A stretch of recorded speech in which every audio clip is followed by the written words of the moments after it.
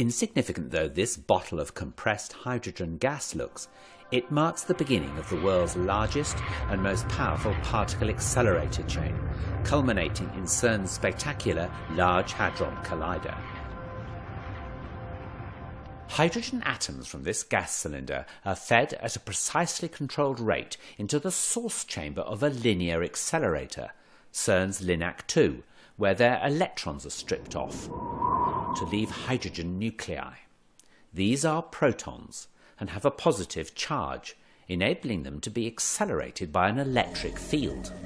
Their journey to eventually take part in ultra-high energy collisions similar to those following the Big Bang can now begin. This initial acceleration has caused LINAC 2 to be likened to the lumbering first stage of a huge rocket. By the time this packet of protons leaves LINAC 2, it'll be travelling at 1/3 the speed of light. It's about to enter the booster, stage 2 of the rocket if you will. In order to maximise the intensity of the beam, the packet is divided up into 4, one for each of the booster's rings. Straight acceleration is now impractical, and the booster is circular, 157 metres in circumference. In order to accelerate the packets, they are repeatedly circulated, and the electric field is now pulsed, in the same way that you push a child on a swing each time they reach a certain point.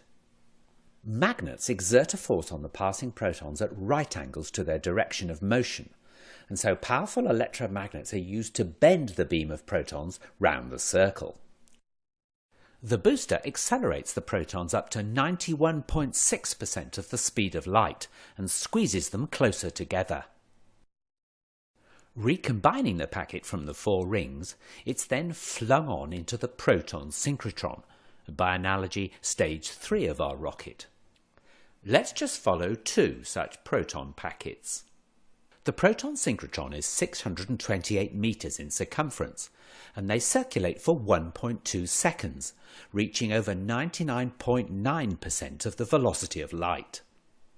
It's here that the point of transition is reached, a point where the energy added to the protons by the pulsating electric field cannot translate into increased velocity, as they're already approaching the limiting speed of light. Instead, the added energy manifests itself as increasing mass of the protons. In short, the protons can't go faster, so they get heavier. The microscopic kinetic energy of each proton is measured in units called electron volts, and now the energy of each proton has risen to 25 giga-electron volts, or GeV. The protons are now 25 times heavier than they are at rest. The packets of protons are now channeled into stage 4, the superproton synchrotron, a huge ring 7 kilometers in circumference, designed specifically to accept protons at this energy and increase it to 450 GeV. Soon, the packets of protons will be energized sufficiently to be launched into the orbit of the gigantic Large Hadron Collider, or LHC, which lies between the Jura Mountains and the Alps, and straddles both France and Switzerland. Lying deep underground, it has a circumference of 27 kilometers. There are 2 vacuum pipes within the LHC, containing proton beams travelling in opposite directions.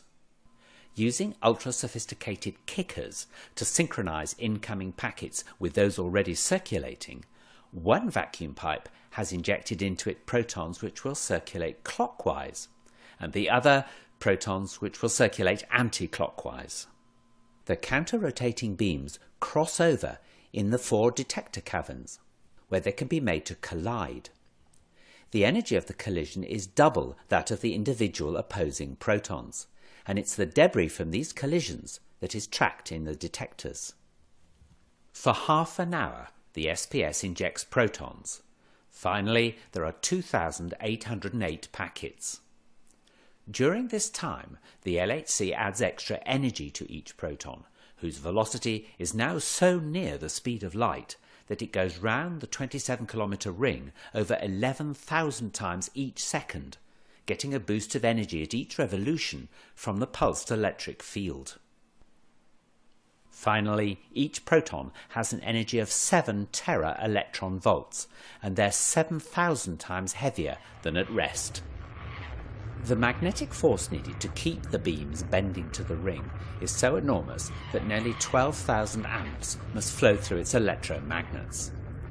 This is achieved by making the LHC colder than outer space, so that its magnets become superconducting.